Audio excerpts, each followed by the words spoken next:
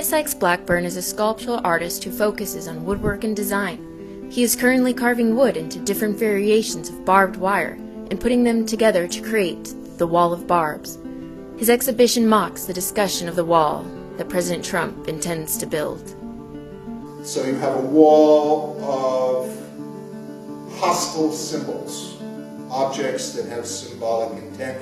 You have equivocal emotions, complex, ambiguous, ambivalent emotions. I'm hoping people will feel that in the presence of the wall, that they say, these are beautiful things. This is an ugly mess. I wouldn't want to get hit by one of those. In a way, doing barbs is a departure from doing purely abstract form where you have to make up everything. With a barb, you have to figure out how to make this geometric construct.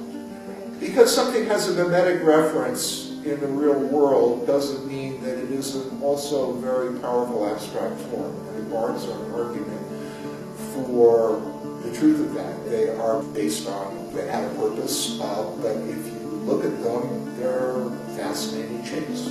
It's abstract sculpture that's based on barbed wire. And when it becomes a standing figure, it's not so much a barb anymore. It's this ghost-like wraith.